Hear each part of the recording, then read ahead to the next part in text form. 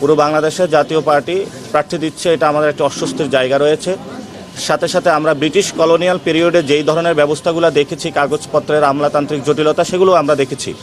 গত 15 বছরে আমাদের তরুণ সমাজকে একটি কথা বলা হয়েছে যে স্মার্ট বাংলাদেশ অর্থাৎ ডিজিটাল বাংলাদেশের আমাদেরকে বলা হয়েছিল, কিন্তু আমরা ডিজিটালে কোনো ছিটেফোঁটাও দেখিনি। সে আমলাতান্ত্রিক জটিলতা প্রাগৈতিহাসিক যুগে যেভাবে কাজ হয়েছে সেইভাবে এখনও কাজ হচ্ছে।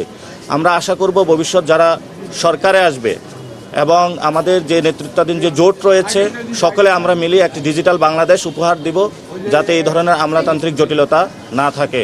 ইনশাল্লাহ ঢাকা 8-এ জনগণের যে রায় হবে 12 তারিখে, সে রায়ে ইনশাল্লাহ সবাইকে আমরা আহ্বান জানাচ্ছি শাপলা কলিকে বিজয় করার জন্য, নতুন বাংলাদেশ গঠন করার জন্য। আমরা এই অফিসে যতটুকু দেখেছি সেখানে ওনাদের নিরপেক্ষতা দেখেছি এবং সকলের সামনে ওনারা কথা বলেছেন, কিন্তু বিভিন্ন জায়গায় যেমন দেবিদ্বারে সেখানে ঋণ খেলাপি যেটা হলো হাসনাত আবদুল্লাহ আপত্তি তুলেছিলেন, সেটার এখনও সুরাহা করা হয়নি এবং বিভিন্ন জায়গাতে আরও আছে প্রশাসন বিএনপির দিকে ঝুঁকে পড়েছে, তারা সেই বিষয়গুলো আপত্তি তুলেছেন।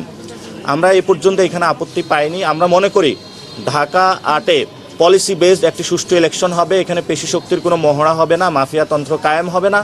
আমরা এখনও পরিস্থিতি যেটা দেখছি সেটাতে আমরা মনে করি নিরাপত্তার ঘাটতি রয়েছে, অর্থাৎ নিরাপত্তা নিয়ে আমরা শঙ্কিত রয়েছি এবং আমাদের যারা আমাদের সাথে কাজ করছেন তারাও নিরাপত্তা নিয়ে শঙ্কিত রয়েছেন। কিন্তু প্রশাসনের দিক থেকে যদি ওনারা আরও অ্যাক্টিভ হন, আমরা আশা করি ঢাকা 8-এ একটি সুষ্ঠু ইলেকশন করা সম্ভব বলে আশা করি।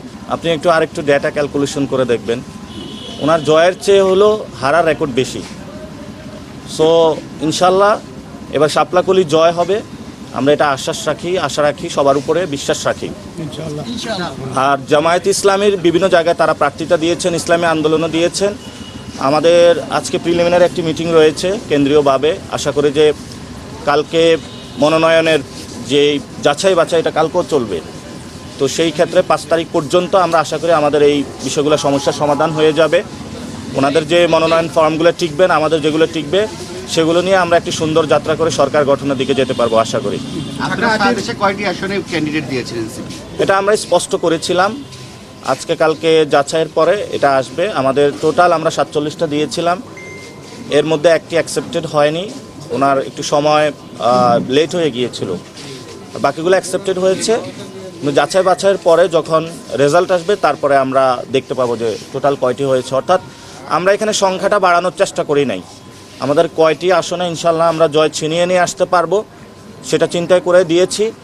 এবং জামায়াত ইসলামী আন্দোলন, এবি পার্টি এবং যে আমাদের জোটটা রয়েছে, মামুনুল হকের পার্টি রয়েছে, আমরা সবাই মিলে যাতে সরকার গঠন করতে পারি সেই প্রচেষ্টার অংশীজন হিসাবেই আমরা এই জোটে মনোনয়ন জমা দিয়েছি।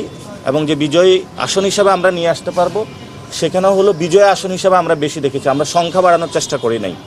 আর বাংলাদেশের বর্তমান যে পরিস্থিতি রয়েছে, নির্বাচন কমিশন ইলেকশনের তফসিল দেওয়ার পরে আমরা নির্বাচন কমিশনকে বাংলাদেশে আর দেখতে পাচ্ছি না।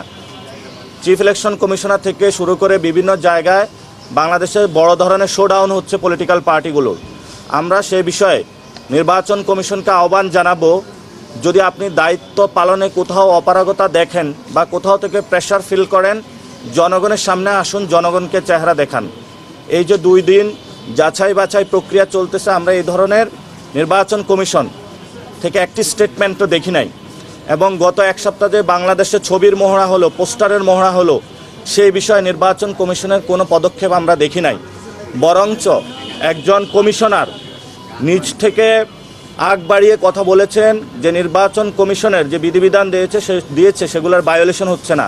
আমরা মনে করি এই ধরনের দলকানা নির্বাচন কমিশনার, তাদের লজ্জা শরম থাকা উচিত।